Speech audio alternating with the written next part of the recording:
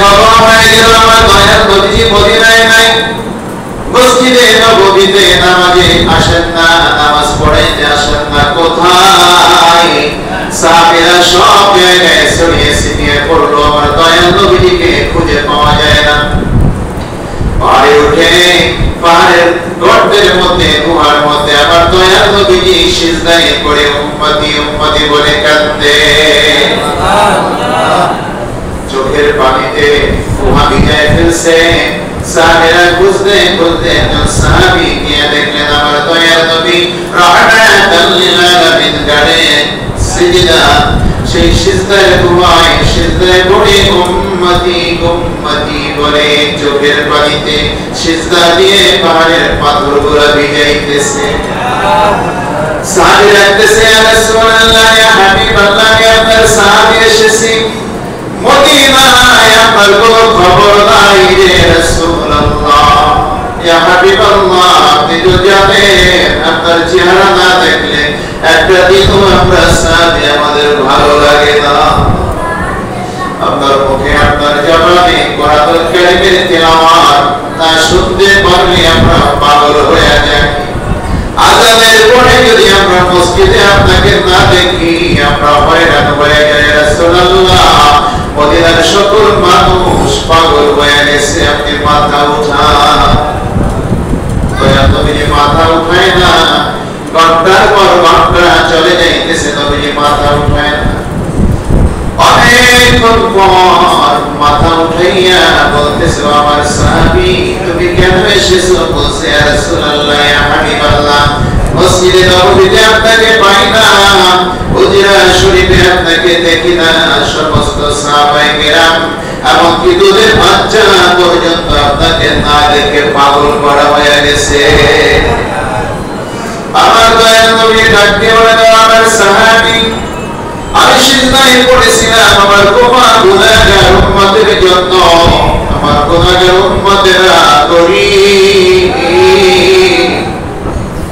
পেটে ভাত নাই, পরনে ভালো কাপড় নাই, তারা আমার মহান রব্বুল আলামিনের ইবাদত ঠিকমতো করতে পারে না।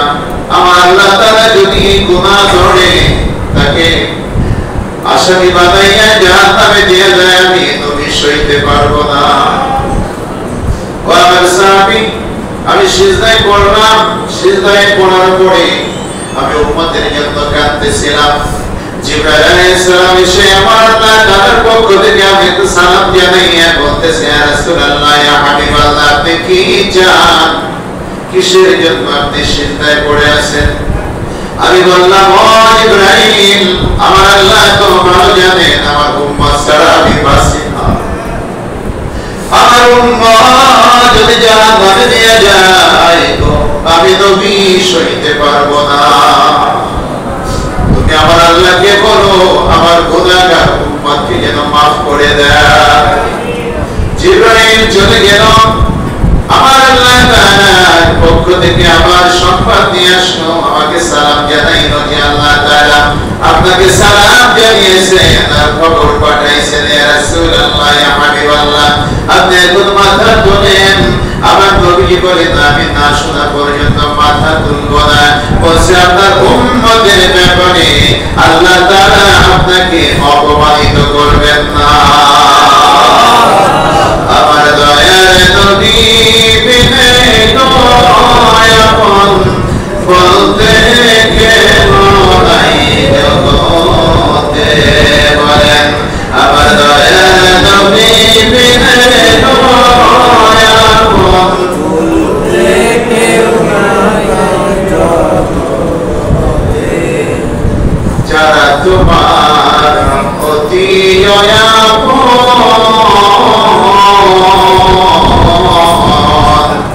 তারাই তোমায় গোসল দিয়া পরাইবে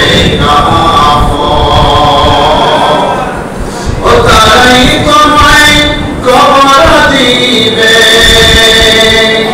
ও তারাই তোমায় কবর দিবে, পাশে চারি দিয়া রে আপন বলতে কেউ নাই জগতে, বলেন দয়ার في